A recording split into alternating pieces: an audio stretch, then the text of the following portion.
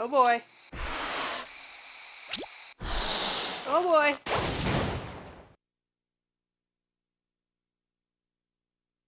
Dumb screen, and then we have... Watch closely. Any second now.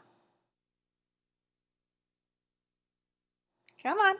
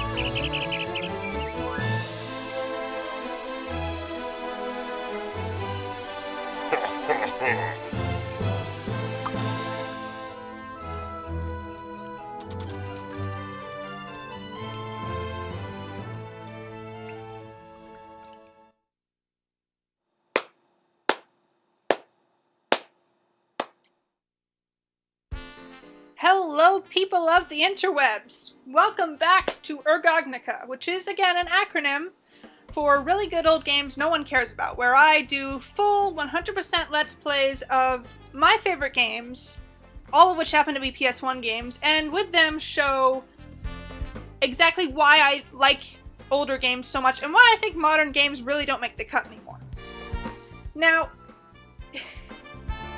you may, in fact you probably, are coming to this video from Caddy's review, because I'm going to advertise this in the comments section. Yes, blatant advertising, I know, it's annoying, but the thing is, did that intro sequence make any sense to you? Because it certainly didn't make any sense to Caddy. He had some questions, and I would like to go on record and answer them.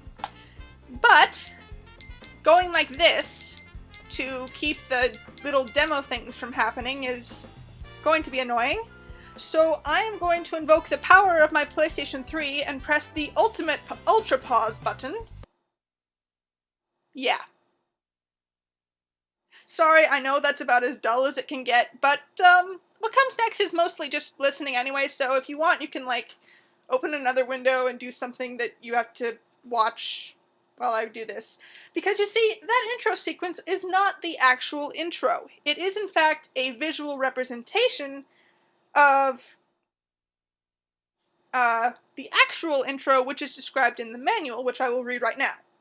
I tried doing this once before with my first Let's Play, my Let's Play of Kingsley's Adventure. I tried reading the story while playing. That didn't work out so well, so I'm just going to read it through right now while nothing's happening on screen. I'm sorry about that.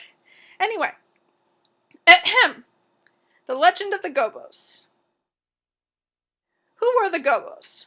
Examine ancient paintings from the time of their civilization, and you will find that the Gobbos were a short, furry people who could politely be described as gerbilesque. But what of their soul, their character? One historian wrote that the Gobbos were among the most advanced civilizations of their day, making great strides in science and literature, a people whose intelligence, quote, shines like a beacon in the night. It should be noted that this historian was himself a Gobbo, and not only made numerous grammatical errors in his account, but also misspelled the word Gobbo.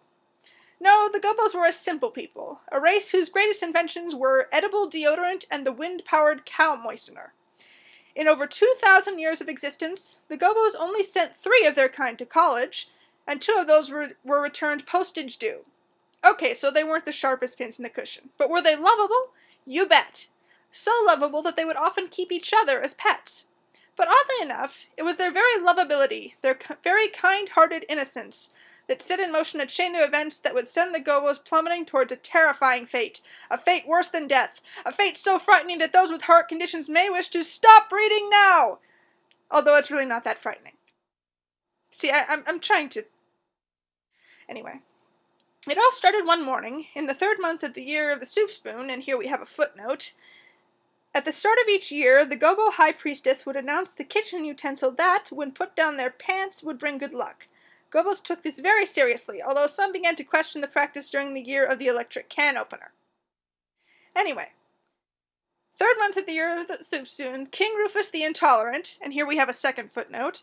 People far and wide had heard of King Rufus the Intolerant and feared him for his name alone. Of course, the Gobbos knew his full name was King Rufus the Lactose Intolerant, and therefore only feared him after a big bowl of cottage cheese. Anyway, he was the ruler of the Gobbos. He was down by the riverbank watching the sunrise. He had just finished breathing a sigh of relief that, once again, the sun had returned, when suddenly a small basket floated ashore. And here we get into what was shown in the cutscene. He and a group of his Gobbo subjects huddled around it. Peering inside, they saw a baby crocodile. Naturally, they assumed he must be the early leader in the annual midget crocodile basket race. Not that there had ever been such an event, but you never know about these things, and many of the Gobbos placed bets just to be on the safe side. After a couple of hours, when no other baskets had come by, the Gobbos decided that perhaps there was no race, or that it had been called off the night before by crocodiles who shared their concern that the sun had gone away for good.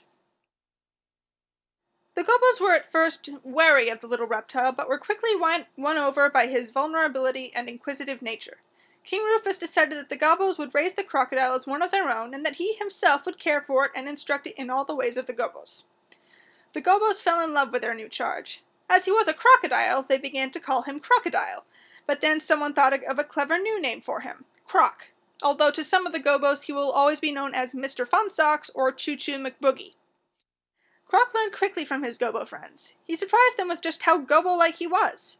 He could sing their anthem backwards and forwards and won every Gobbo dance contest he entered. In fact, little Croc was so Gobbo-like that it had never even occurred to him to take a single bite out of a Gobbo. As far as he was concerned, he was a Gobbo.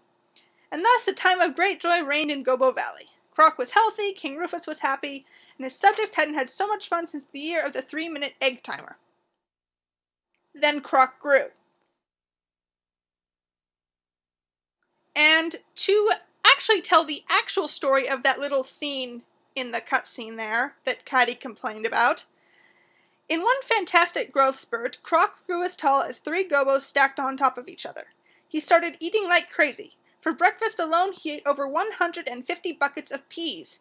While walking, he would accidentally smash through buildings and trip over homes. A simple game of patty cake with friends would lead to multiple contusions and internal bleeding. Despite his friends' efforts to brush off these accidents, Croc began to feel very out of place in the Gobbo Valley. Just as Croc decided to do something about this, a Gobbo ran past screaming, "Dantinis!"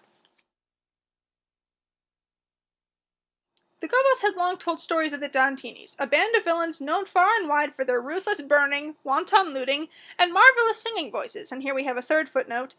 The Dantini Glee Club would have won all the big choral contests had they not been disqualified for eating the judges. Anyway, what was worse was that wherever there were Dantinis, Baron Dante could not be far behind. King of all villains, Baron Dante was stronger than 1,000 Dantinis, and he had a long-established hatred for all things Gobbo. He had seen the Gobbos and Croc being blissfully happy, and decided that enough was enough. It was time for the Gobbos to suffer. The valley swarmed with Dantinis as they captured Gobbo after Gobbo and threw them into cages. Dante watched it all, laughing his horrible laugh. King Rufus knew he had to save Croc. He tail-swiped the gong that sat at the center of the village, and it rang, summoning Beanie the bird. She appeared immediately, and King Rufus instructed her to whisk Croc away to safety. Rufus looked at Croc. You're our only hope. Before he could say anything, Beanie spirited Croc away in a shower of magical sparkles, just as Baron Dante snatched up the king in his iron hand. Baron Dante had taken over all of Gobbo Valley. He used his magical powers throughout the land, turning good creatures to evil. Ladybugs, ducks, lizards, fish, and mountain goats all became horrific monsters under his command, which you will see. Baron Dante stashed Gobbos under Dantini guard throughout his new kingdom, so that if he needed someone to taunt or even bring to tears, a cute little Gobbo would always be nearby. The Gobbos, meantime, being a highly social group, were distraught at being separated from each other. Baron Dante kept King Rufus as a personal pet, locked in a cage in the back of his castle. Rufus was taunted day and night by Dantinis. He consoled himself in these dreadful hours that at least Croc was out of Baron's reach. Not sure why they called him Baron instead of Dante, but whatever. Meantime, Croc and Beanie the Bird watched as their homeland was turned into Dante's playground. You see, there they call him Dante. Anyway, Beanie told Croc that he must act, but Croc was confused. What could he do against the might of Baron Dante? Beanie grabbed him by the straps of his backpack and shook him with all of her little bird strength. You're the only chance they have. You must help. Can you imagine what it's like for a Gobbo being all alone? Croc sniffed. He could very easily imagine what it was like, and he felt more alone than he ever had before. Straightening himself up, he said to Beanie, All right, but I'm going to need your help. Here the legend becomes fuzzy. Historians are unsure as to whether Croc was actually successful in saving his friends, but one thing is for certain. From that point on, he became the greatest champion the Gobbos ever had. Now that, ladies and gentlemen of the interwebs, was the actual intro. And that cutscene that we just saw at the start there is just a visual representation kind of showing off some of it. And dear Kadikarus, who makes some really great videos. I love his stuff, don't get me wrong, every single video he makes is just very entertaining. Having not had the manual, he never read that story, and so he had some very specific complaints in an actual section that he called the top whatever number reasons this intro makes absolutely no sense whatsoever, to paraphrase taking out cuss words. And I actually wrote down a list of his actual complaints about that intro sequence, and I will answer them directly right now. Number 1. Where did Croc actually come from? Well, okay, we don't know that. But the sequel to this game, Croc 2, was made to answer that exact question. And even though it kind of phones it in, it has an answer. But you'll have to wait until my Let's Play of that to see that, at least from me. And yes, I will be doing a Let's Play of both games. Number 2. Why did he grow like that? And by that, Caddy meant that thing where Croc and King Rufus were just standing there and then suddenly, whoop, Croc spurted into 3 times his size. To answer that question, he didn't grow like that. That was just a visual representation showing his growth spurt that he went through, presumably naturally, when he ate a lot and grew a lot over the course of some time. So he didn't grow, quote, like that. Number 3, where did Baron Dante come from? Nowhere? I mean, that's like saying, where did the Native Americans come from? He's just a person who's always been there, sort of. He just hasn't been, in Gobbo Valley the whole time. But he's always been there. He's always been around. Number 4, why exactly is he, Baron Dante, terrorizing the Gobbos, and what does he want with any of them?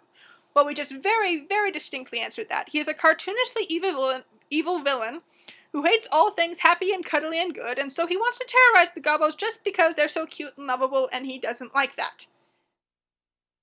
I know that's kind of an absurd reason, but I've heard that a game that Caddy actually defended its story, Knack, for the PS4, had a similarly silly plot, and Caddy defended that, so why he's attacking this, I don't know.